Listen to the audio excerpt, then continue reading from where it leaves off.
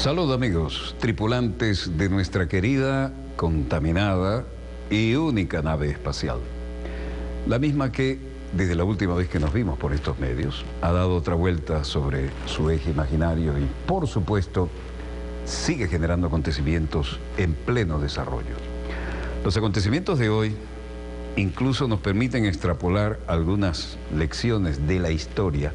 No siempre se aprende de la historia, ¿no? Pero la historia de alguna manera enseña a quienes saben extraer el mensaje que nos deja. Habíamos hablado en estos días de la guerra de Crimea. La guerra de Crimea ya 1853-54 en adelante plantea en la relación, ya que estamos en medios de comunicación, entre las Fuerzas Armadas y los medios de comunicación, primera vez en los tiempos modernos, que aparece un corresponsal de guerra y un fotógrafo, aunque no había fotografía, eran daguerrotipos, ¿no? De manera que la península de Crimea, de la que tanto hemos hablado últimamente vinculado al tema de Ucrania, es profundamente ligada a la historia de los intereses geopolíticos y militares de Moscú. Y desde luego después salir de allí con la flota del Mar Negro, pasar por el estrecho del Bósforo, de un lado Constantinopla, del otro lado Estambul, técnicamente aquí termina Europa y aquí comienza Asia, ¿no? Pero eso nos lleva al escenario de la sexta flota en el Mediterráneo. Se imagina lo que significa, además, para todo el frente africano, ¿no? Por cierto, Libia, la han destruido. Con el coronel Gaddafi era un país que funcionaba como un reloj suizo. Lo mismo están intentando con Siria. Alguien está tratando de cambiarle el mapa al Medio Oriente en beneficio de los intereses de Estados Unidos y sus aliados, cuyo principal aliado del Medio Oriente es Israel. Es una interrogante que merecería alguna respuesta, ¿no? Pero cualquiera sea el caso, recordaremos algo de lo que representa la península de Crimea desde los tiempos de 1854. Es interesante desde el punto de vista de los medios de comunicación porque en los tiempos modernos aparece el primer enviado especial de un periódico importante, Howard Russell, enviado por el Times de Londres.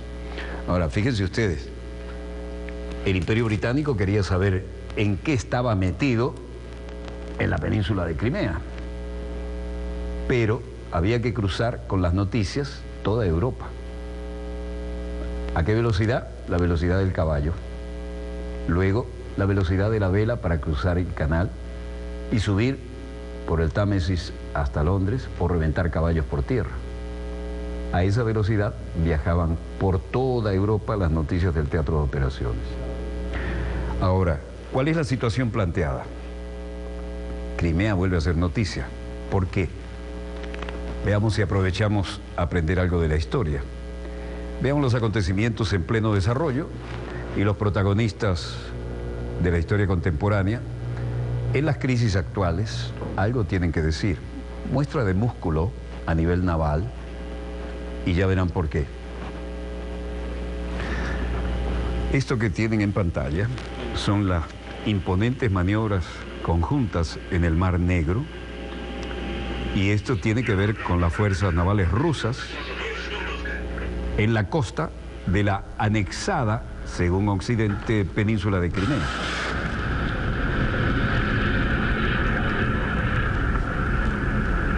Las fuerzas navales y todos los demás componentes, aviación, incluso fuerzas terrestres rusas, realizaron maniobras militares conjuntas, aquí corresponde decir conjuntas porque son las propias, en la costa de la península de Crimea, y los buques, los sistemas de cohetes BAL, ubicados en la costa, alcanzaron objetivos en tierra.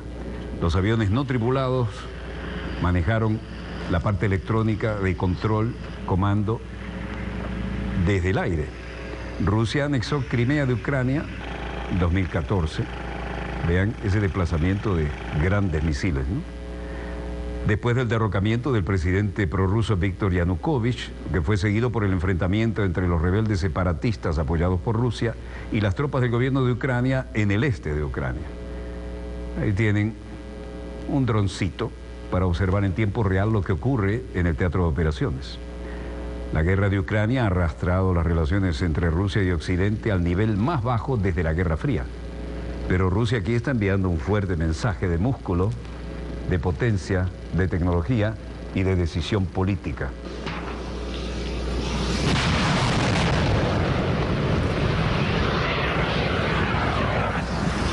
Esto es cerca de Shastia, en Luhansk, la región de Luhansk, en Ucrania.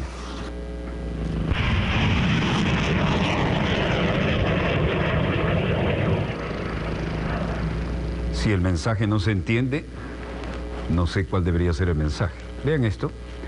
Dron bajado en paracaídas para recuperar la grabación electrónica de todo lo que supervisó desde el aire de estas maniobras que fueron bastante más impresionantes de lo que nos muestran. A todo esto, en Ucrania, los prorrusos rebeldes intercambian prisioneros. La fuerza de gobierno de Ucrania y este caballero, representante de la autoproclamada República Popular de Donetsk, Sergei Grashov, dice: el intercambio de prisioneros se lleva a cabo hoy en día. 5 personas de la República Popular de Lugansk y 4 personas de la República Popular de Donetsk. Intercambio largamente esperado tiene lugar hoy. Nos deben entregar 9 personas de acuerdo a la lista y recibir nuestro acuerdo y la buena pro en la lista del intercambio. Intercambio de presos que se lleva a cabo con la ayuda, por supuesto, de la Cruz Roja Internacional, como estamos viendo.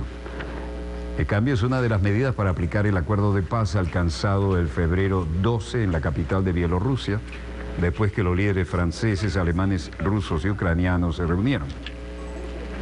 El acuerdo para intercambiar prisioneros también siguió las conversaciones de paz entre los enviados de Ucrania, Rusia, los separatistas y la Organización Europea de Vigilancia de Seguridad, la OSCE, ¿no?, para la Seguridad y Cooperación de Europa. Eso fue el martes 27 de octubre. Y una tregua ha estado llevándose a cabo en gran medida desde el inicio de septiembre, lo que permite que las dos partes se extiendan en un aumento de esperanzas en este frágil proceso de paz. Los enfrentamientos entre las fuerzas del gobierno de Ucrania y los separatistas prorrusos en las regiones orientales de Ucrania de Donetsk y Luhansk han matado más de 8.000 personas desde mediados de abril de 2014. Rusia niega las acusaciones de Occidente de la participación directa en el conflicto. Mientras tanto, el Fondo Monetario Internacional parece que tiene algo que decir. El director de comunicaciones, Gary Rice, dice: el Fondo Monetario Internacional alienta a ambas partes a entablar un debate constructivo sobre la reestructuración de este vínculo para promover el financiamiento necesario para el programa que estamos apoyando en Ucrania y para ayudar a restablecer la sostenibilidad de la deuda. No hagan una guerra porque no nos van a pagar. Esto incluye la discusión de las reformas que permitiría que el fondo, en presencia y ante los atrasos de los acreedores bilaterales, en circunstancias cuidadosamente circunscritas, se tomen medidas especiales. Hablando de Crimea, vean esto: 1854. La carga de la caballería ligera en el Valle de la Muerte. Cada vez que hay un fracaso horrible en los ingleses, siempre hay poetas y pintores que los acompañan y transforman esto en un hecho heroico, que en efectivo lo fue. El Valle de la Muerte significó hacer frente a artillería con proyectiles de estos. Ahora, ¿por qué tenemos estas imágenes? Porque fue la primera vez que, además de haber un corresponsal de guerra, que era Russell, Douglas Russell, enviado por el Times, pero resulta que él decía la verdad: esto es un desastre, mueren por enfermedades que no, consecutivas a heridas que podían haber sido atendidas, no había enfermería, ni había sanidad militar. Y Howard Russell empieza a decir la verdad, y el Times de Londres y la Corona dicen: pero bueno, ¿y esto? Entonces mandan a Fenton. Fenton no es fotógrafo, tenía daguerrotipos, y este era su laboratorio, tirado por caballos. Fenton había estudiado esto en París, era la gran novedad, el daguerrotipo. No había películas para sacar fotos, ¿no? Y él llevaba su laboratorio. Entonces, cuando tenía que sacar a la oficialidad, tenía que dejarlos 2, 3, 4 minutos para que impresionaran la placa. Entonces parecía que estaban en un día de campo en vez de en un campo de batalla, ¿no? Si no, ven los tipos apoyados en el sable así, ¿no? No hay mucha... Ahora, las cosas llegaban tarde, los suministros mal, la logística pésima, y llegaban en barcos de vela. Tenían barcos de vapor, pero era muy costoso mandarlo, y el Imperio Británico dijo, no, con este suministro todavía salimos bien. Fue un desastre, ¿no? La carga de la caballería ligera, por más que los poetas la cantaran, fue un desastre. Y los rusos se los comieron. Bueno, ahora, la realidad es que contactos, miren quién reaparece, ¿no? Sarkozy. Dejemos atrás la carga de la brigada ligera y las mentiras históricas y la batalla de Balaclava. Y aquí, en Novo Ogariovo, se hablan como viejos amigos, ¿no? Vladimir dice, estoy muy feliz de verte, Nicolás, nos hemos visto durante mucho tiempo. Un montón de cosas han sucedido durante este tiempo en Europa y en el mundo y en nuestras relaciones bilaterales. Y Sarkozy dice, estoy muy feliz de verte en Moscú, una gran cantidad de eventos han ocurrido. Usted sabe que mi firme convicción de que el mundo necesita a Rusia. Eso cayó muy bien. Y luego agregó, Rusia y Europa tienen que trabajar juntos. Siempre que hablamos entre nosotros, siempre fuimos capaces de encontrar un compromiso porque estábamos realmente dialogando.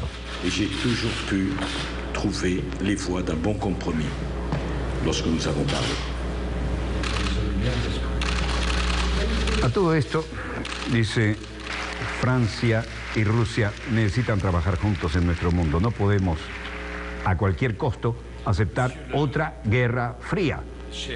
Lo dijo ante los conservadores. Ont besoin de travailler ensemble. Dans le monde qui est le nôtre, nous ne devons à aucun prix accepter une nouvelle guerre froide. Lo dijo claramente, ¿eh? No podemos aceptar a cualquier precio otra guerra fría. ¿Qué tipo de visión del mundo quiere promover Rusia? ¿Un mundo que favorecería la fuerza, la confrontación, la exclusión?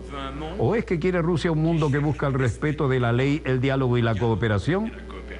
Cuando no eres una potencia mundial, no necesitas tener una posición sobre estos temas. Pero si usted es una potencia mundial, es necesario tener una posición real sobre estos temas.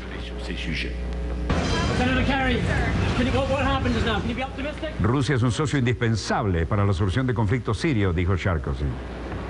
Y en Viena, Austria,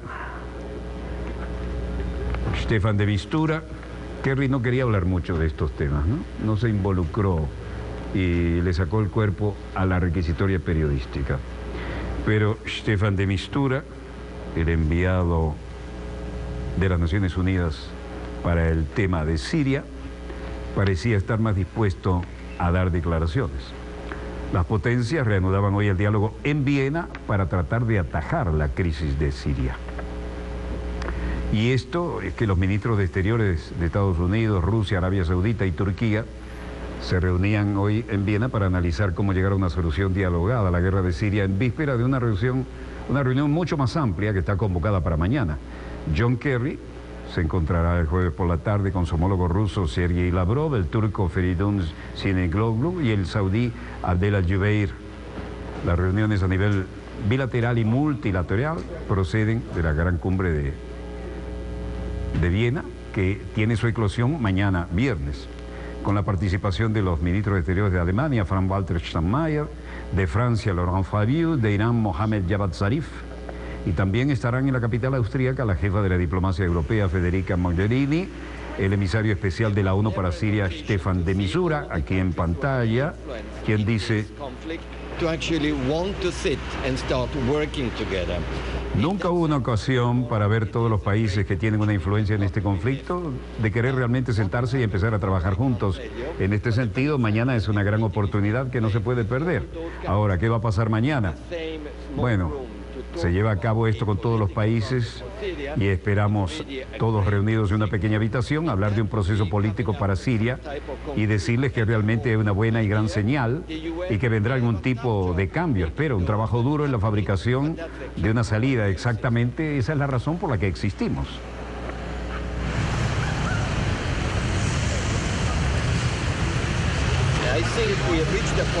Creo que hemos llegado a un punto donde hay una sensación de que las fórmulas militares no están llevando a ninguna parte. Incluso la intervención rusa, como ustedes saben, que ha sido un elemento de cambio y que ha contribuido a la aceleración de una oleada diplomática política. Definitivamente se está dando cuenta que sin un tipo concreto y creativo y sustantivo de planteo transformador, la gobernanza en Siria no será capaz de poner fin a este conflicto y ciertamente no será capaz de luchar y ganar al Estado Islámico.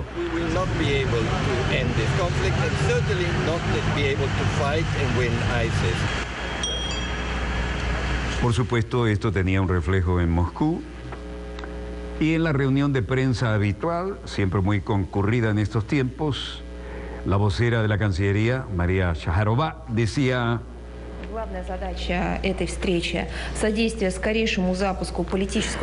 el principal objetivo de esta reunión es ayudar con el lanzamiento lo antes posible de un proceso político en Siria a través del diálogo intersirio, como se estipula en el comunicado de Ginebra del 30 de julio de 2012. Estamos satisfechos con el hecho de que junto con Turquía, los vecinos árabes de Siria y otros países influyentes de la región, como Egipto e Irán, participarán en la reunión de Viena. А также другие влиятельные страны региона, включая Египет и Иран. Y luego otra pregunta dijo: estamos convencidos de que es por este enfoque y no por el uso de algunos formatos que vienen de posiciones unilaterales, como los grupos de amigos de Siria, es que podemos asegurar la paz y la tranquilidad. Может принести мир и спокойствие для новой, единой, светской и демократической. Detrás de esto, Rusia exige explicaciones a Estados Unidos por informaciones absolutamente falsas sobre la muerte de cantidad de civiles en Siria a causa de ataques de la Fuerza Aérea Rusa. Así lo confirmó enfáticamente el Ministerio de Relaciones Exteriores de Rusia. Mientras tanto, en Madrid, Ban Ki-moon, recibido aquí por el ministro de Relaciones Exteriores, José Manuel García Margallo, que cuando habla de nosotros se vuelve mamagallo, pero parece que ahora decidió ser un poco más sobrio, ¿no? Muy breve la declaración de Ban Ki-moon, muy de esperar su contenido. I'm urging all these 5 countries. Estoy urgiendo a todos estos 5 países mostrar su liderazgo global en lugar de sus propias perspectivas nacionales. Cuanto más tiempo se tomen con sus propias perspectivas nacionales, más personas van a sufrir y todo el mundo va a sufrir. El secretario general de la ONU le pide a Europa un liderazgo compasivo. Poner muros, levantar alambradas, no es una respuesta a la presión de los inmigrantes. En Madrid, donde arrecia la crisis de refugiados en la isla griega de Lesbos, día siguiente al que Austria anunciara el levantamiento de una frontera, un muro de frontera frente a la creciente oleada de sirios que huyen de la guerra, desmentido hoy por lo demás. Beijing, y aquí está Yu Keqiang. Esto representa la vocería oficial y bien quién está de visita en Beijing. La canciller Angela Merkel asistió a una ceremonia de bienvenida con el primer ministro Li Keqiang, hoy jueves, primer día de su visita al país. Durante la ceremonia, que se celebró bajo un límpido cielo azul en la parte delantera del Gran Palacio del Pueblo, Merkel pasó revista a la Guardia de Honor.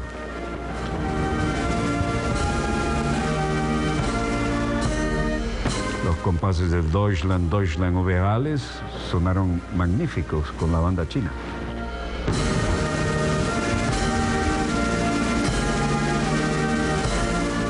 Y esa impecable y perfecta formación de orden cerrado, con uniforme de gala, le rindió honores sobre la alfombra roja. ¿Cuánto ha pasado desde la vez que transmitimos la llegada de Nixon en blanco y negro?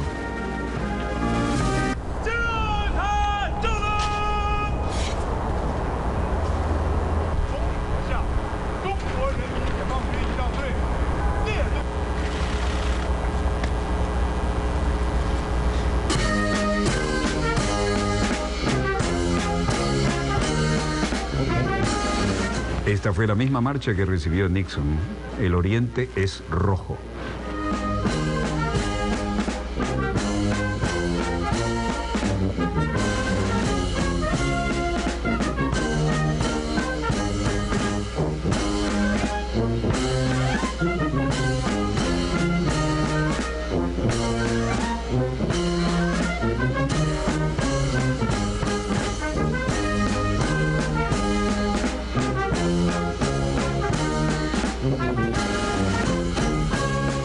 Habrán notado la estatura de la formación en las Guardias de Honor, ¿no?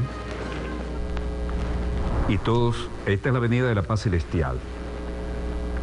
La primera vez que estuve allí, mares de bicicletas a las 5 de la tarde, ahora carros último modelos. Esa es la entrada a la ciudad prohibida. La canciller alemana asistió a la ceremonia y en el intercambio de declaraciones dijo: Wir setzen auf diplomatische, politische Lösungen und angesichts von über 300.000 Toten. Necesitamos una solución política diplomática en vista de los más de 300.000 muertos y millones de refugiados en Siria. El momento es urgente y estoy muy contenta de que hay por lo menos indicaciones de un formato de conversaciones que traerá a las participantes necesarios juntos. Al más rápido la población de Siria se logre esto, estará mejor. Li Keqiang dijo: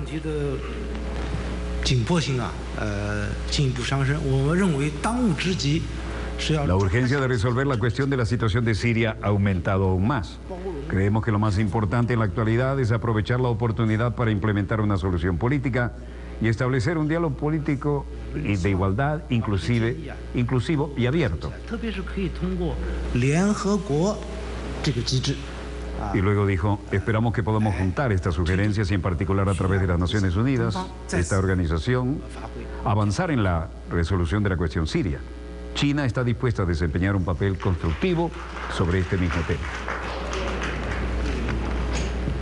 China y Alemania acuerdan entonces que debe existir una solución para Siria. ¿Se han dado cuenta de lo que significa jugar a cambiarle el mapa al Medio Oriente, ¿no?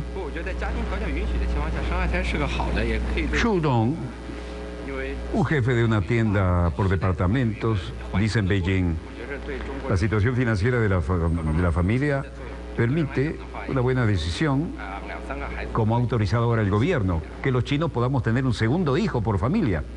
Y esta política ayuda a resolver el problema de envejecimiento de la sociedad y proporciona una mayor fuerza laboral a China. Liu Dan, una consultora, dice: creo que esta política es muy buena. Yo nací en 1980 y soy el niño único de mi familia. A menudo me sentía tan sola. Creo que es mucho mejor tener a alguien que crezca con uno y ver a los padres envejecer.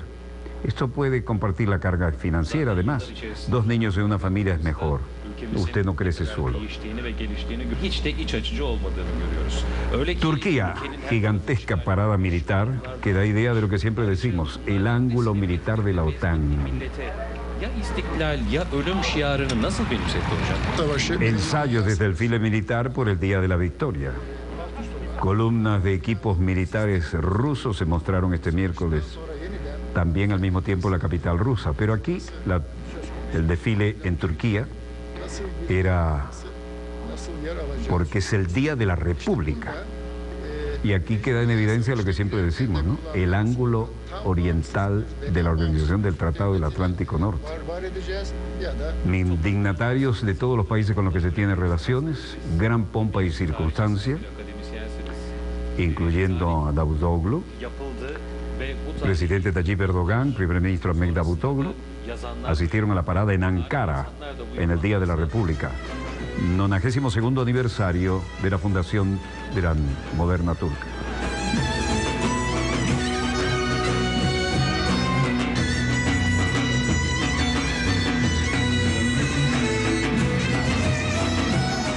Y ojo, esto es solo el ensayo general. El desfile de verdad es el próximo sábado, con actos que coincidirán, y ahora nos referimos al otro desfile que vamos a ver en ensayos. Türk ordusu işte bütün milletin göğsünü Büyük Atatürk diyor ki Cumhuriyeti ve Todo el mundo recordando y honrando a Kemal Atatürk, el hombre que modernizó todo esto, ¿no? Ne korku ne keder. Gölgende bana da yer ver. Sabah olmasın, gün Tören Kıta Komutan Yardımcısı ve 28. Este es el verdadero desfile que vamos a ver como ensayo. Es el que tiene lugar preparándose para el Día de la Victoria, pero en Moscú. Aquí es el Día de Turquía, el Día de la República.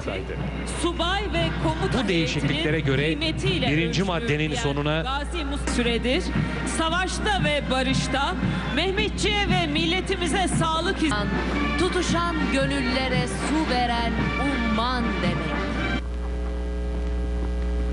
Bueno, esto representa una demostración de lo que siempre les decíamos, ¿no? El ángulo oriental de la Organización del Tratado del Atlántico Norte es Turquía. Y cuando Turquía muestra fuerza, la muestra de verdad. Por lo demás, en Moscú se realiza el gran ensayo para el Día de la Victoria. Pero en este momento no veo en los monitores de satélite nada que mejore la pauta que les hemos mostrado hasta ahora o la que tenemos prevista para el segundo bloque. Si así fuera, como es costumbre, lo bajaríamos y trataremos de traducirlo para ustedes. Mientras tanto, no se pierdan el segundo bloque, está muy interesante. Breve pausa y ya volvemos.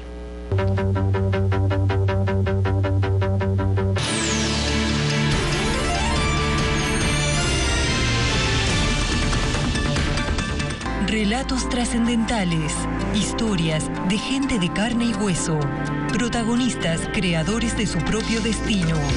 En la edición de No Son Tweets, Son Historias de esta semana les presentamos: en África Central, la humanidad da la cara en medio del absurdo.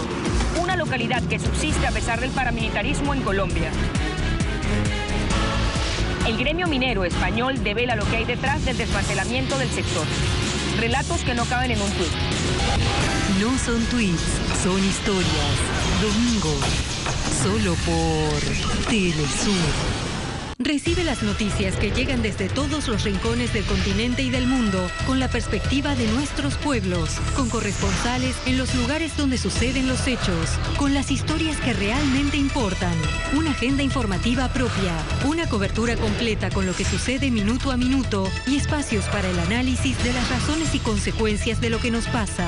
La información que necesitamos para entender el mundo hoy en Telesur, la señal informativa de América Latina. En este nuevo recorrido de MP3 Gira Latina, Bayano nos lleva a Nicaragua para conocer el Huehuense, la primera ópera de América Latina. Los indígenas del siglo XVI comenzaron a hacer la sátira a lo que era el conquistador español. También nos presenta la marimba de arco, instrumento tradicional nicaragüense. La marimba de arco es única en el país de Nicaragua y sale de todo tipo de música. MP3 Gira Latina, este sábado, solo por Telesur. Una década de logros sin precedentes. Una década de integración en nuestra América. Una década llegando a donde otros no llegan. Telesur, 10º aniversario. Nuestro norte es el sur.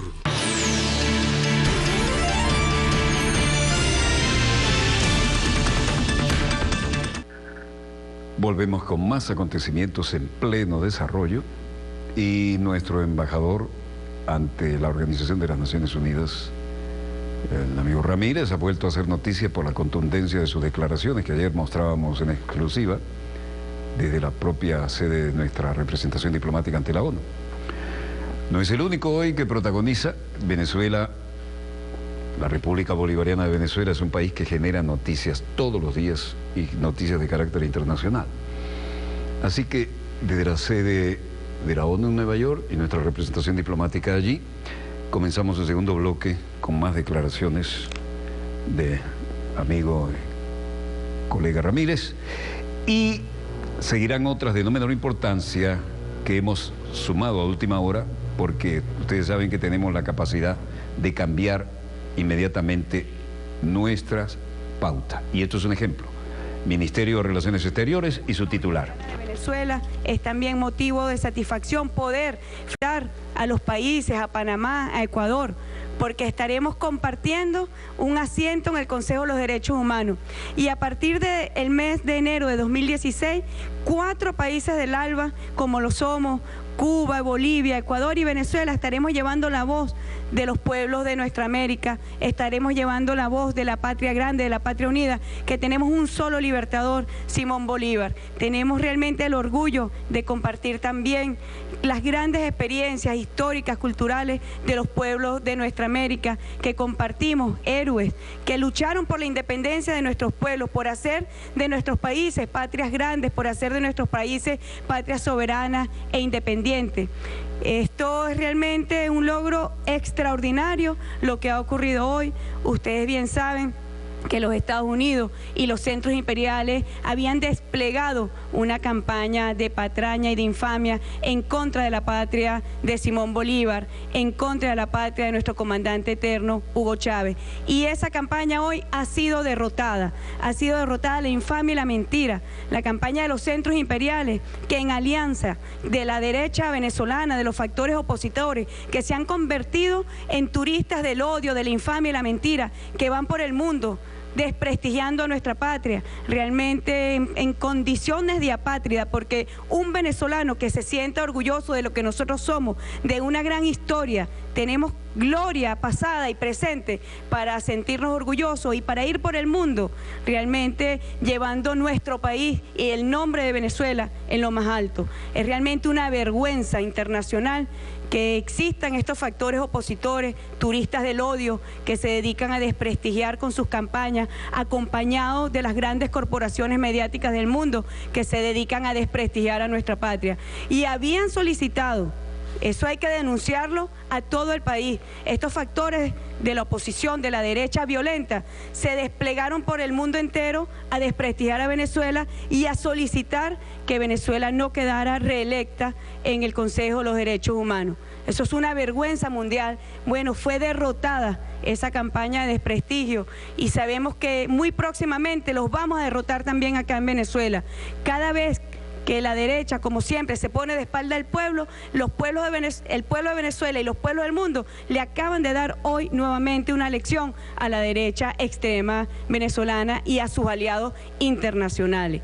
Es realmente motivo de satisfacción que nosotros hoy podamos compartir esta noticia, podamos compartir esta felicidad con el pueblo entero de Venezuela, que sepan que la comunidad internacional, que 2/3 de los países miembros de las Naciones Unidas respaldan a nuestro gobierno, respaldan a nuestro pueblo, respaldan y apoyan la diplomacia bolivariana de paz y respaldan lo que significa la voz de Venezuela en el Consejo de los Derechos Humanos, llevando la promoción, la garantía de los derechos humanos. Venezuela se ha convertido, desde que llegó el comandante Chávez, a gobernar este país, a gobernar nuestra nación, y ahora con su hijo, el presidente Nicolás Maduro, se ha convertido en una voz de la verdad en los pueblos para el mundo entero. Llevamos la voz de los pueblos. Ayer el presidente Maduro señalaba las trágicas situaciones que se está viviendo con los inmigrantes en el Mediterráneo y cómo Venezuela aprovecha y toma todos los espacios,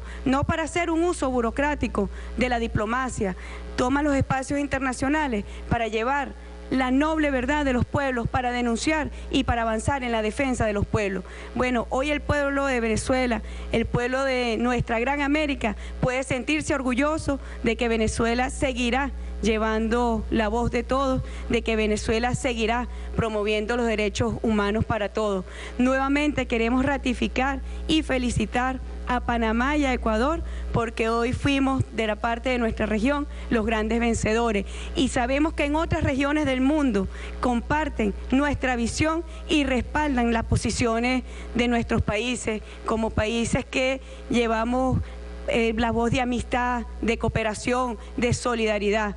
Así se expresa América Latina y hoy ha sido un reconocimiento a nuestra región y también principalmente en lo que tiene que ver con Venezuela, ha sido un reconocimiento a la revolución bolivariana, ha sido un reconocimiento a la política en materia de derechos humanos que nos legó el comandante Chávez, ha sido un reconocimiento a la política que adelanta en ese legado el presidente Nicolás Maduro y principalmente ha sido un respaldo al pueblo de Venezuela. Hoy ganó Venezuela, ganó ha sido una gran victoria para la diplomacia venezolana en la Organización de las Naciones Unidas. Agradecemos nuevamente desde nuestro terruño, la tierra que vio nacer al más grande padre libertador de nuestra América, la tierra del comandante Chávez. Nosotros agradecemos a los países del mundo que han dado este respaldo y este apoyo a Venezuela.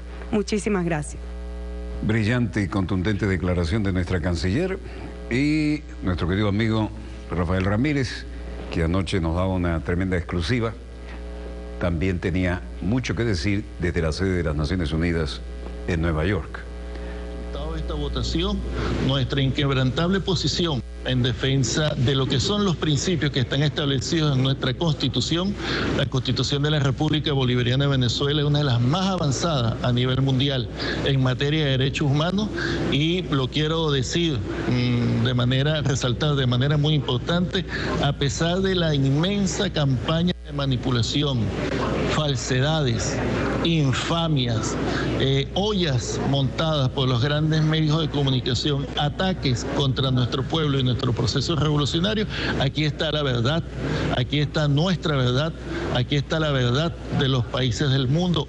Por otra parte, que es una victoria extraordinaria nuestra, es porque, debemos decirlo, los Estados Unidos se movieron de forma activa contra nuestro país, pretendieron quebrar la unidad de la región de América Latina y el Caribe, lanzando, como apenas hace pocos días, una candidatura distinta a la que ya había sido acordado por nuestro grupo regional, y el grupo regional respondió en bloque a favor de nuestro país. No cayó en la trampa, no cayó en el chantaje, no cayó en toda la manipulación.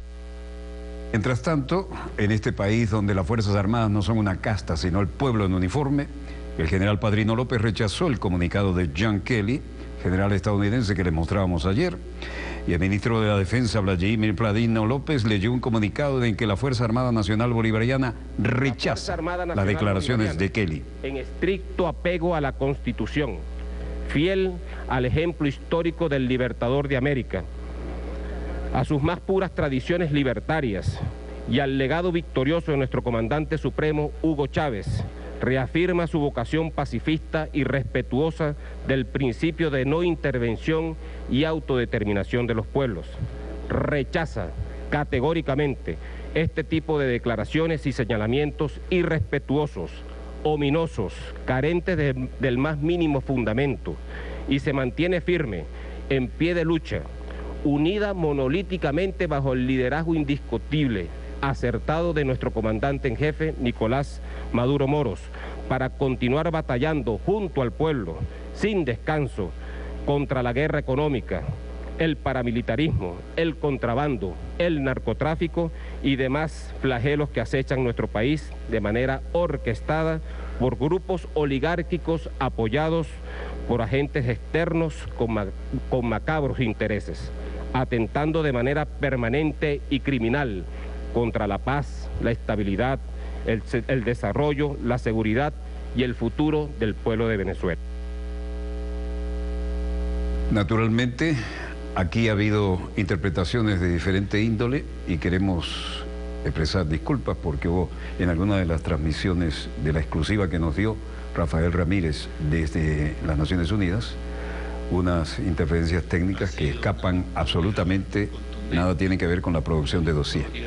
Política y moral de nuestro país al ser reelectos en el Consejo de los Derechos Humanos de las Naciones Unidas, puesto que nuestra candidatura y nuestro país ha estado sujeto a una tremenda presión, una campaña de desinformación, de infamia, de mentiras, para los cuales se han prestado importantes medios de comunicación, pero además ha sido dirigida por los mismos Estados Unidos para tratar de afectar nuestros intereses en el ámbito de las Naciones Unidas. La elección de hoy constituye para nosotros un reconocimiento internacional del compromiso que tiene nuestro país con los derechos humanos. Nuestro país es un país que en su ámbito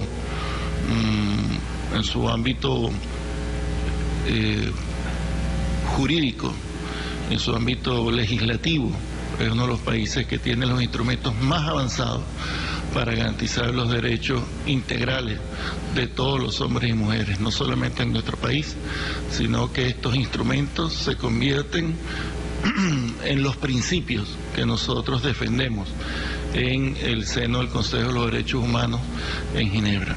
Es decir, estamos hablando de los derechos universales del hombre, los derechos integrales, los derechos no solamente económicos, sino también los derechos sociales, los derechos culturales, los derechos políticos de todas las personas en el planeta. Por otra parte, esta elección estuvo caracterizada por un intento que se hizo de romper la unidad, quebrar la unidad de la región de Latinoamérica y el Caribe, cuando teniendo nosotros 3 candidatos para 3 posiciones, se intentó romper esta unidad presentando una candidatura extemporánea con apenas un mes de anticipación. La respuesta de la región fue contundente. El apoyo que recibimos en nuestra región y en general de todas las naciones del mundo fue contundente. De manera tal que estamos muy contentos, queremos expresar nuestra satisfacción con este resultado, queremos igualmente reafirmar nuestra voluntad de seguir trabajando en el Consejo de todas las Naciones.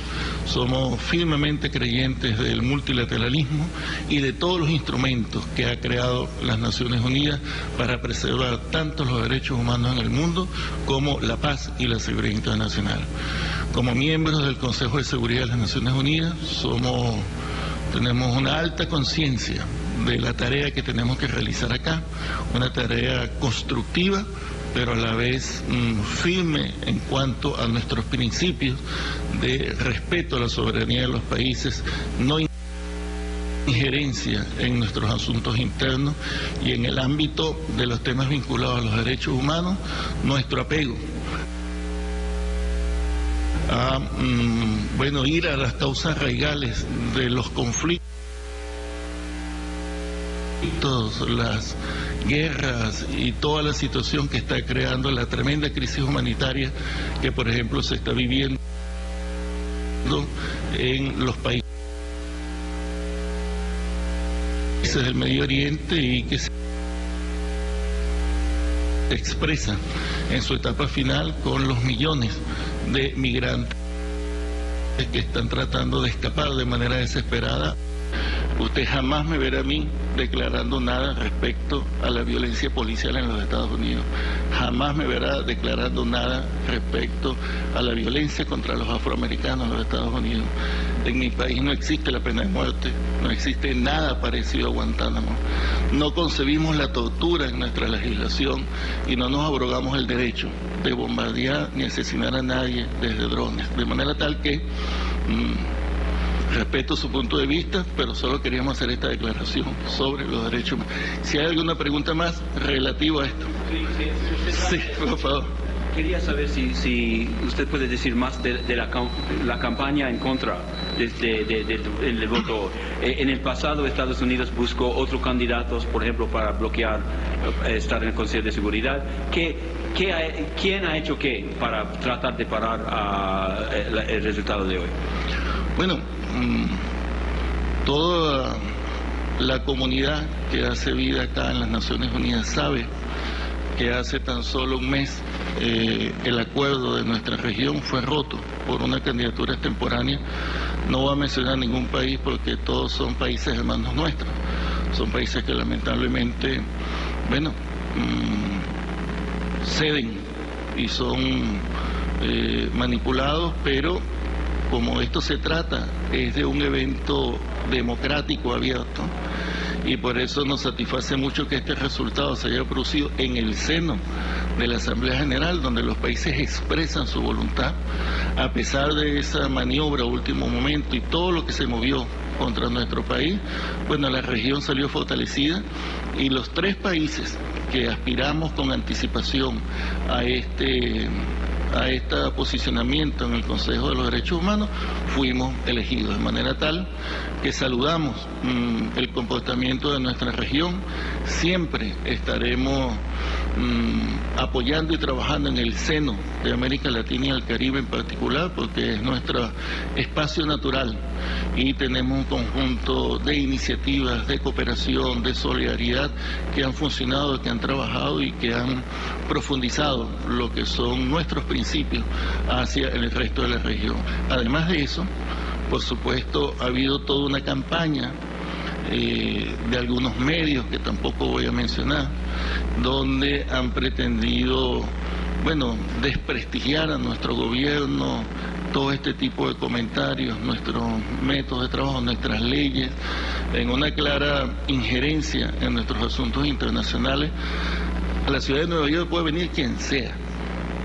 De hecho, vienen de todas partes del mundo. Nueva York es el centro del mundo. Eso no quiere decir porque alguien venga a Nueva York que nuestro sistema político, jurídico, judicial está en cuestión.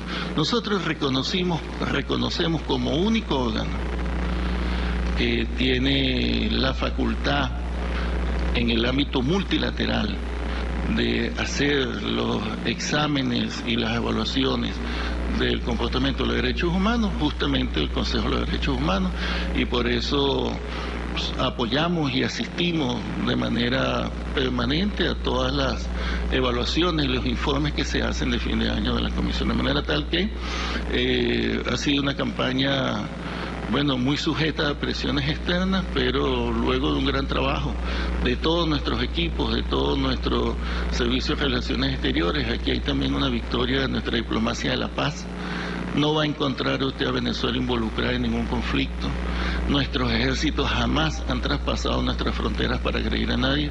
Solo hace 200 años nuestro libertador Simón Bolívar traspasó las fronteras para liberar 5 países suramericanos, de manera tal que podemos estar tranquilos con nuestra conciencia, estamos tranquilos con nuestra conciencia y entendemos que todos estos ataques forman parte de una agresión que no es nueva, es permanente, es constante contra nuestro proceso político, nuestra revolución bolivariana. Gracias. Dos preguntas, embajador Diego Senior de Caracol Radio. Una es sobre el Consejo de Derechos Humanos aquí en las Naciones Unidas y los países miembros. Está Rusia, está Venezuela, está Arabia Saudita y otros que otros países de la comunidad internacional acusan de tener sus propios problemas internos de derechos humanos, que dicen que resultaría contradictorio de alguna manera que haya tantos países con situaciones de derechos humanos al interior suyo que hacen parte del Consejo. ¿Qué responderle a esas críticas que vienen de distintas organizaciones defensoras de derechos humanos y otros gobiernos aparte de eso? Eso por ese lado. Y por otro, ha pasado ya una semana después, usted hace referencia a ataques de medios de comunicación como el Wall Street Journal, que hizo ese artículo sobre la relación que usted tuvo en su momento con PDVSA. Ha pasado una semana ya, usted habló de eso en su momento, pero queremos saber si ha avanzado alguno de los procesos, tanto en Estados Unidos como en España, en contra suya. No. Tal como lo declaré la vez que nos vimos acá, no voy a hablar más de ese tema. Es una cantidad de infamia. Realmente lamentable que un medio se preste para eso, pero se presta. De manera tal que nuestra respuesta fue clara. No tengo más nada que decir de eso. Respecto al otro punto de vista, las opiniones de la ONG, que es lo que tú señalas, bueno, tú estás haciendo referencia a unas opiniones de unos ONGs acá, pero nosotros vimos también la publicación de más de 100 ONG reconocidas, muchas de ellas reconocidas acá en el Sistema de Naciones Unidas, titulando Venezuela sí merece estar en el Consejo de los Derechos Humanos.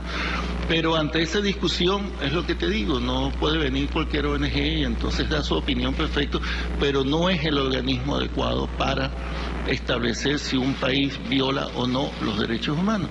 Y creo que la mejor demostración de la confianza de la comunidad internacional frente a nuestro compromiso con los derechos humanos es la elección de hoy.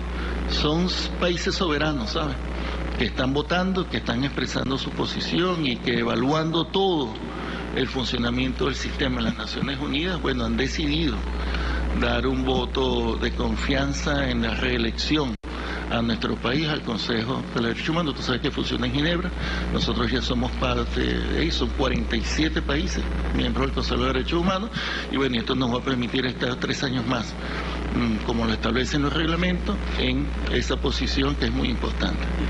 Es mantener la línea constante de, los derechos humanos para todos, como se dijo en Viena y como fue parte del eslogan de nuestra campaña. Son los derechos universales del hombre, no son solamente derechos económicos, sino son solo derechos políticos, sociales, la necesidad del derecho a la inclusión, la igualdad de género, el derecho para todos, sin discriminación de ningún tipo. Como decía nuestros postulados, sin diferenciar raza, color, nacionalidad, género. Nosotros trabajamos en nuestro país y trabajamos y abogamos en el mundo porque en el marco de una política de paz, todos los seres humanos, sin diferencia alguna, tengan garantizados sus derechos y puedan desarrollar una vida plena y pleno desarrollo de sus capacidades. Eso es lo que vamos a continuar y evitar que el tema de los derechos humanos sea politizado y sea un argumento para intervenir o interferir en los países. Nosotros, por supuesto, estamos en toda la discusión en el seno de las Naciones Unidas respecto al derecho a proteger, respecto al derecho internacional sobre los derechos humanos. Estamos consecuentes con eso, y si ustedes revisan nuestras posiciones en el seno del Consejo de Seguridad, somos uno de los pilares de mantener en alto y vigente esos principios que dieron origen a la Carta de las Naciones, que recién hace unos días estuvimos celebrando sus 70 años.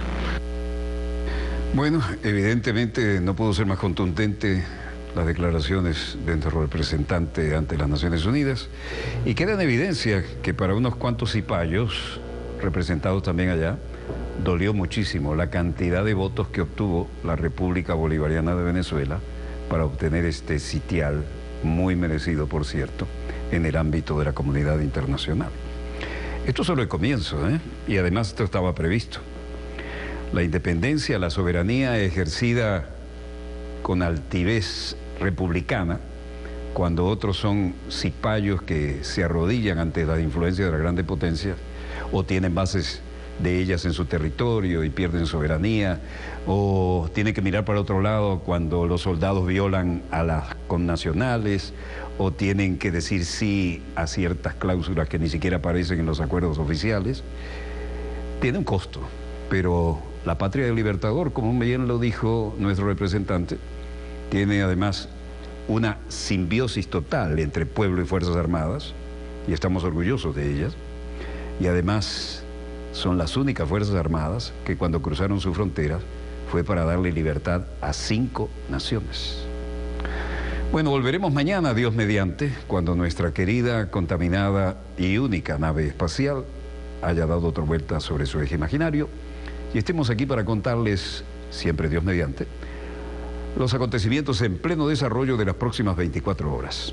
Desde Estudio 3 de Venezolana de Televisión, el canal pionero de la televisión venezolana, finaliza aquí Dossier, el programa decano de la información internacional vía satélite, vías en todo el hemisferio occidental. Les habló Walter Martínez, productor y conductor del mismo.